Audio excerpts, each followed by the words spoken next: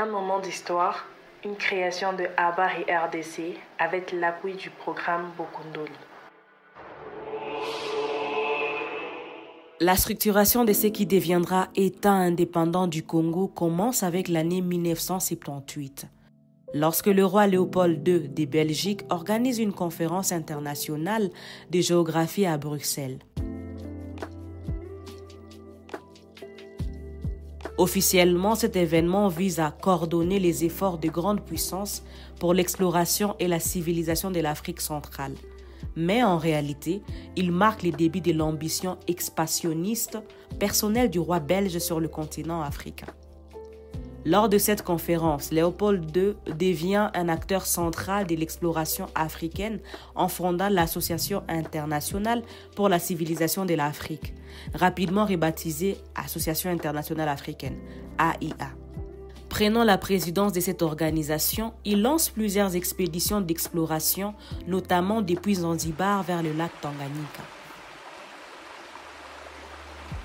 Au cours de l'année 1978, une nouvelle entité, le Comité d'études du Haut-Congo, CEHC, est créé pour coordonner ces expéditions. Ce comité sera remplacé en 1882 par l'Association internationale du Congo, AIC, une structure plus influente et qui servira directement les intérêts personnels du roi. Déçu par le manque de reconnaissance britannique après ses explorations en Afrique, le célèbre journaliste et explorateur Henry Morton Stanley accepte à la demande de Léopold II de travailler désormais avec lui. Stanley entreprend alors une mission de grande envergure: établir des stations commerciales le long du fleuve Congo, assurant ainsi le contrôle du territoire. Cette initiative provoque l'indignation de la France et du Portugal, qui voient cette expansion comme une menace à leur propre ambition coloniale dans la région. Léopold II avait en ces moments-là une seule ambition: s'approprier un empire colonial privé. Il va alors jouer habilement de la diplomatie et obtiendra un soutien majeur. Le 22 avril 1884, les États-Unis reconnaissent l'AIC comme autorité souveraine sur un vaste territoire en Afrique centrale.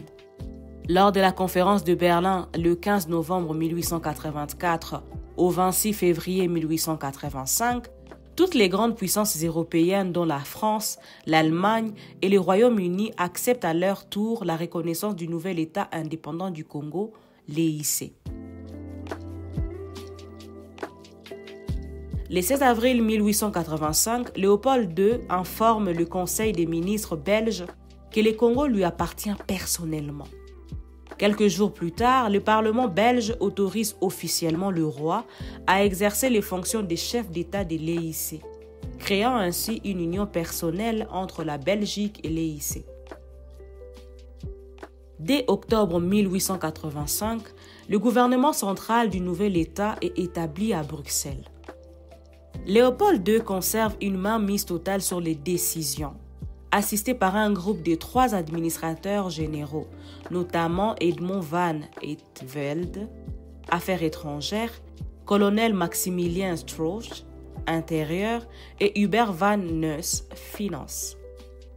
En 1891, ces administrateurs reçoivent les titres de secrétaires d'État.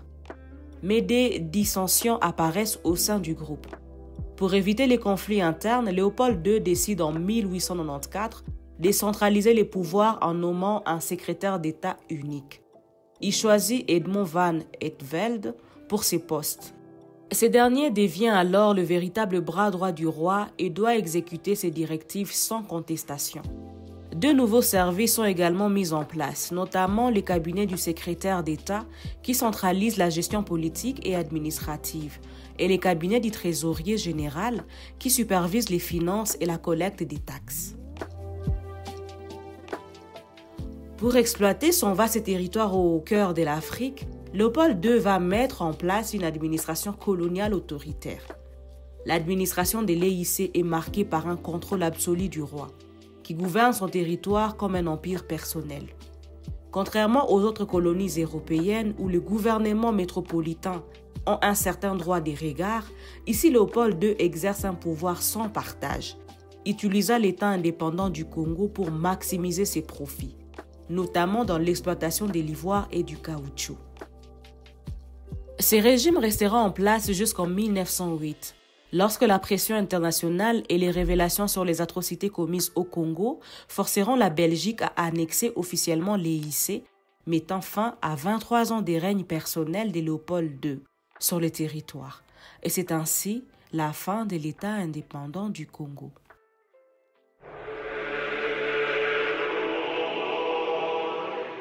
Un moment d'histoire, une création de ABBA et RDC avec l'appui du programme Bokundoli.